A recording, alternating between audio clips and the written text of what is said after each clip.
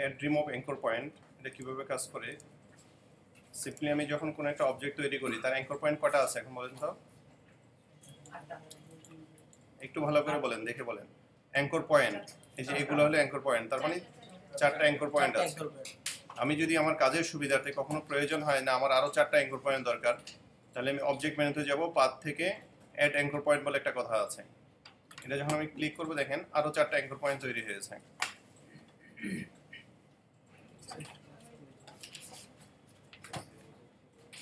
Record হচ্ছে, video record হচ্ছে, so জানতে পারবেন। আবার একটু দেখানোর কিছু নাই, সিম্পলিফাইড বিষয়গুলো। হ্যাঁ, আচ্ছা, যদি আমি চাই যে আরো অ্যাঙ্কর পয়েন্ট এড করতে, তাহলে আমি কি করব? অবজেক্টে যাব, পাথ থেকে আবার অ্যাড অ্যাঙ্কর পয়েন্টস ক্লিক করব, তাহলে আমাকে যে পরিমাণ ছিল তার মাঝখানে আরেকটা করে তৈরি করে দিবে।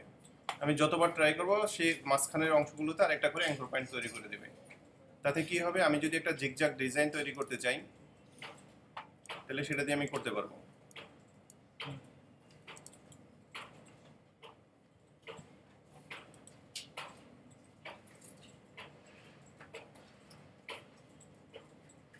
বিষয়টা কি বুঝতে পারছেন? মোটামুটি খুব সিম্পলিফাইড এবং ছোট কাজ, খুবই ছোট কাজ। আচ্ছা, নেক্সট স্টেপে আমাদের যেটা আছে সেটা হলো ডিভাইড অবজেক্ট বিলো। হ্যাঁ, রিমুভ অ্যাঙ্কর পয়েন্ট আমরা জানি, ওইটা দিয়ে রিমুভ করা যায় না। রিমুভ করার জন্য আমরা পেন টুলে যদি থাকি, পেন টুলে থাকা অবস্থায় এখানে মাউস দিলে দেখেন মাইনাস চিহ্ন চলে আসছে। এখানে কি রিমুভ আছে? আমার মনে হয় এখানে রিমুভ, হ্যাঁ, রিমুভ অ্যাঙ্কর পয়েন্ট আছে। আচ্ছা, এটা কি কাজ করে রিমুভ অ্যাঙ্কর পয়েন্টটা?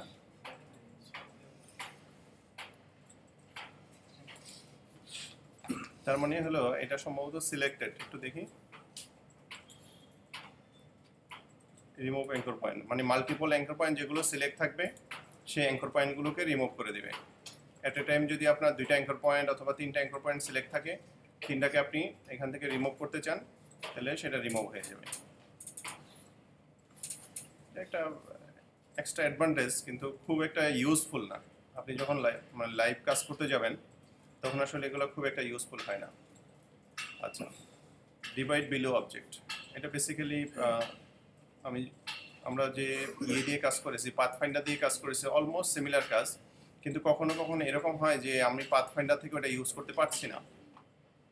এটা আসলে এই মুহূর্তে বোঝানো যাবে না, যখন আপনারা কাজ করবেন তখন আসলে প্রজেক্ট বেস যখন কাজ হবে তখন দেখা যাবে এই প্রবলেমটা কখন অ্যারাইজ করে, তখন আপনি হয়তো এটা ইউজ করতে পারবেন।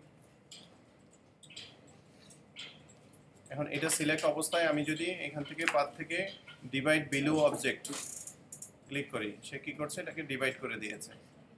এই দুইটার মধ্যে একটু ডিফারেন্স কি, আমরা যদি ইয়েতে ডিভাইড করি পাথফাইন্ডার থেকে, তাহলে কি করতে হয়? আনগ্রুপ করতে হয়, কিন্তু এখান থেকে আনগ্রুপ করার প্রয়োজন নেই, এটা শুধু ডিভাইড করে দেয়। আর পাথফাইন্ডারের সিস্টেমটা একটু ডিফারেন্ট, সেখানে কি করে যে আপনার অরিজিনাল অবজেক্টটাও রাখে, সবগুলোকে সে ডিভাইড করে, আর এখানে হলো শুধু বিলো অবজেক্টটাকে ডিভাইড করে। বিষয়টা কি বুঝতে পারছি? আরেকবার দেখবো।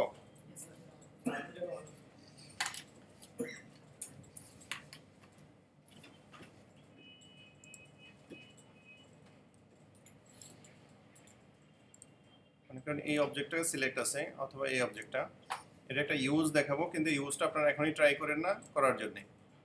আমি এটা ডিভাইড করতে পেরেছি, তাই না? ডিভাইড হয়ে গেছে। আমি একটা ইউজ দেখাচ্ছি। হ্যাঁ, ইউজটা এখনই প্র্যাকটিস করে না যে কিভাবে করবেন, কারণ এটা একটু যখন প্রজেক্ট করবেন একটু আপ লেভেলে যাবেন তখন করতে পারবেন। আমি জাস্ট ইউজেসটা দেখাচ্ছি যে কখন এটা ইউজ হয়, কিন্তু এখনই প্র্যাকটিস করার চেষ্টা করেন না দয়া করে।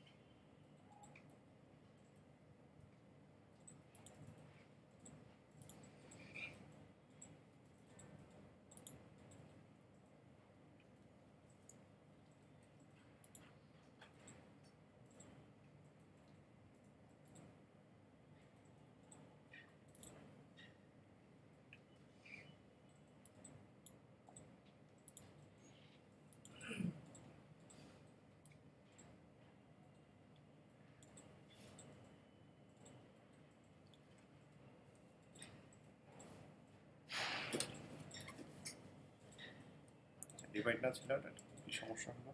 ডিভাইড হয়নি।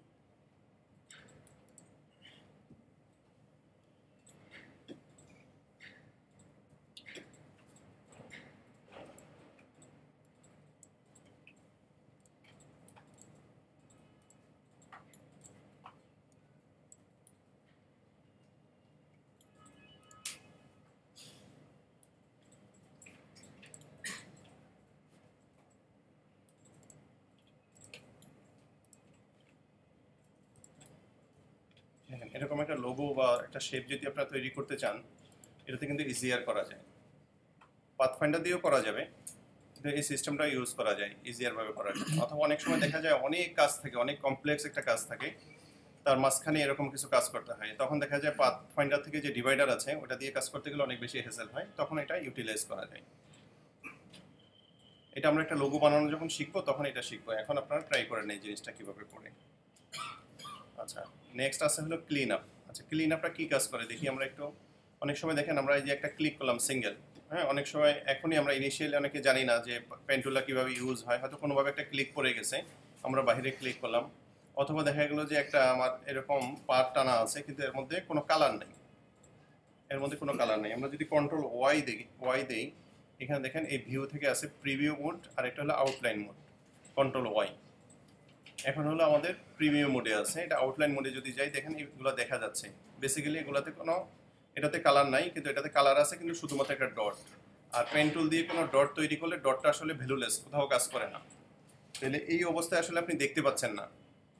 আমরা যখন প্রিন্টিংয়ে কাজ করবো স্পেশালি, তখন এটা খুব প্রবলেম করে। যখন রিপে যায়, রিপ সম্পর্কে আপনাদের একটু ধারণা দিয়েছিলাম, যখন নাকি আউটপুট তৈরি হয়, যখন নাকি প্লেটে যাওয়ার আগে কাজ হয়, ওই প্রসেসটাই এগুলা খুব ঝামেলা করে। দেখা যাবে আনওয়ান্টেড জায়গা আপনার পজিটিভের জন্য বেশি জায়গা নিচ্ছে। এই জন্য কী করতে হয়, ক্লিন আপটা জাস্ট সিঙ্গেল এখানে যে ক্লিন আপে একটা ক্লিক করবেন। ক্লিন আপ যা যা আছে সে বলে দিয়েছে, stray point, unpainted object, empty text path, হ্যাঁ, যেটা সিলেক্ট করে দিবেন সেই জিনিসগুলো ওকে করে দিলে ক্লিন হয়ে যাবে। এখন আমরা দেখি, দেখেন এই জিনিসগুলো এখন আর নাই, চলে গেছে।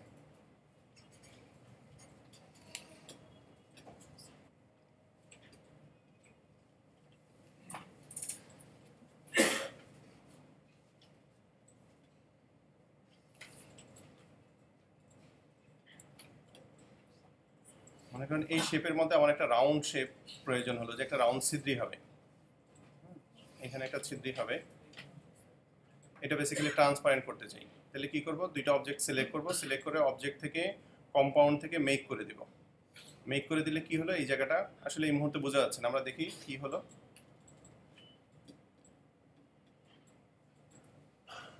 এটাকে যদি সেন্ড টু ব্যাক করি, অ্যারেঞ্জ থেকে সেন্ড টু ব্যাক তো মনে আছে সবার পিছনে পাঠানো, তাহলে দেখতে পাচ্ছেন এই জায়গাটা কি হয়েছে, ট্রান্সপারেন্ট হয়েছে।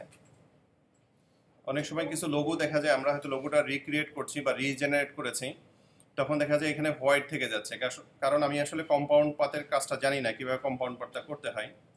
আমার লাইফে একটা কমপ্লেক্স লোগো যেটা করেছি আমি একটু দেখাই, একদম ইনিশিয়ালি অবস্থায় দেখেন এই লোগোটা আসলে অনেক কমপ্লেক্স। এটা করতে যেয়ে আমি তখন পার্ট টাইম জব করি প্লাস স্টুডেন্ট, তখন আমার সময় লাগছিল সম্ভবত 7 দিন। তখন এই কম্পাউন্ড পাতের অপশনটা ছিল না। তখন কি করতে হতো, এই ফাঁকা জায়গাটা তৈরি করতে হলে এইখান থেকে একটা বাহিরে কাট করতে হতো, কাট করে দুইটা ফাঁকা তৈরি করতে হতো, এবং এটা এমনভাবে তৈরি করতে হতো যে একটার উপরে আর একটা থাকে, যেটা বোঝা না যায়। এরকম করে প্রতিটা ফাঁকা আলাদা আলাদা করে করতে হতো, তাই হিউজ টাইম লেগেছে। এখন আপনারা এটা যদি করেন, আমার মনে হয় যে এটা করতে কয়েক মিনিটের বিষয়, খুব সিম্পলিফাইড করা যায়। তো এরকম কমপ্লেক্স লোগো বানাতে গেলে কম্পাউন্ড পাতের খুবই প্রয়োজন হয়। কম্পাউন্ড পাতে আরেকবার দেখাই, হয়তো অনেকের বুঝতে কষ্ট হয়েছে। সিম্পলিফাইড, মনে করেন আমি একটা শেপ বানাবো, শেপটা এরকম হলো, যেটা হয়তো ও হবে।